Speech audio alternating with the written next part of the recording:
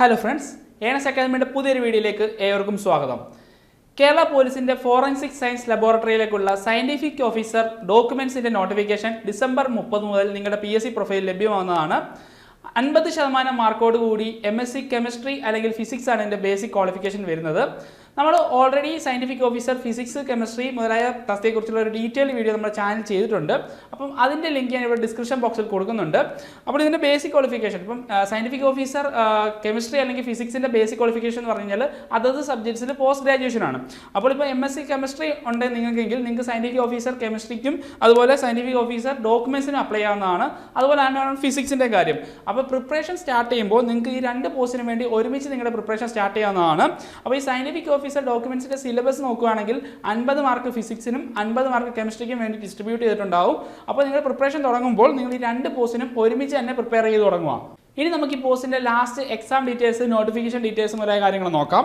Last ഇതിൻ്റെ notification വന്നത് 2014 ഞാൻ ഓൾറെഡി പറഞ്ഞതിൻ്റെ qualification post graduate degree in physics or chemistry with not less than 50% മാർക്കാണ് ഇതിൻ്റെ ക്വാളിഫിക്കേഷൻ വരുന്നത്. അതുപോലെ സ്കെയിൽ ഓഫ് പേ വരുന്നത് 36,600 മുതൽ 79,200 വരെയാണ് സ്കെയിൽ ഓഫ് പേ 2014 നോട്ടിഫിക്കേഷനിൽ കൊടുത്തിരുന്നത്. ഇപ്പോൾ ഈ സ്കെയിൽ ഓഫ് പേ റിവൈസ് ആയിട്ടുണ്ട്. അതുപോലെ ലാസ്റ്റ് എക്സാം ഡീറ്റെയിൽസ് നമുക്ക് നോക്കാം.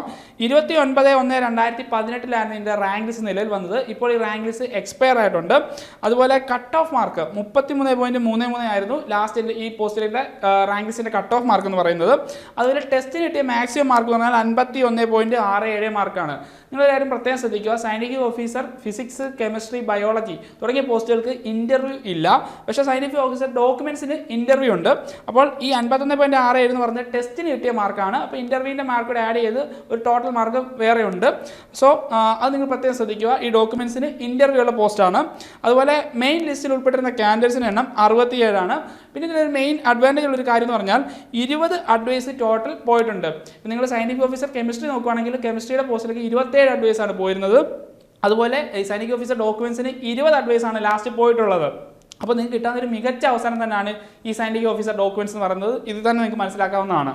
ഫിസിക്സ് അല്ലെങ്കിൽ കെമിസ്ട്രിയിൽ പോസ്റ്റ് ഗ്രാജുവേഷൻ ഉള്ളവർക്ക് കിട്ടാവുന്ന ഒരു മികച്ച ഓപ്പർച്യൂണിറ്റി തന്നെയാണ് ഈ സയന്റിഫിക് ഓഫീസർ ഡോക്യുമെന്റ്സ് എന്ന് പറയുന്നത്.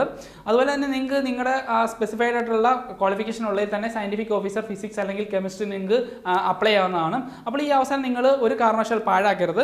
നിങ്ങൾ പഠിച്ചു തുടങ്ങുമ്പോൾ ഈ രണ്ട് പോസ്റ്റിന് വേണ്ടി കമ്പൈൻഡ് ആയിട്ട് തന്നെ പഠിച്ചു തുടങ്ങുക. ഏണസ് അക്കാദമിയിൽ സയന്റിഫിക് ഓഫീസർ ഡോക്യുമെന്റ്സിന് വേണ്ടിയുള്ള ഇന്റൻസീവ് കോച്ചിങ് അവൈലബിൾ ആണ്. ഈ പോസ്റ്റിലേക്കുള്ള ലാസ്റ്റ് സിലബസ്, എക്സാക്ട് സിലബസ് നമുക്ക് അവൈലബിൾ അല്ല. നമ്മൾ ലാസ്റ്റ് ക്വസ്റ്റ്യൻ പേപ്പർ പരിശോധിച്ചിട്ടുള്ള 1080 സിലബസ് തയ്യാറാക്കിയിട്ടുണ്ട്. ആ സിലബസ് ബേസ് ചെയ്തിട്ടുള്ള ക്ലാസ്സുകൾ, അതുപോലെ തന്നെ മെന്റർഷിപ്പ്, മോക്ക് ടെസ്റ്റുകൾ, അസസ്മെന്റ് ടെസ്റ്റുകൾ, വാട്സാപ്പ് കമ്മ്യൂണിറ്റി മുതലായ നമ്മുടെ ഈ കോഴ്സിന്റെ ഫീച്ചേഴ്സ് ആണ്.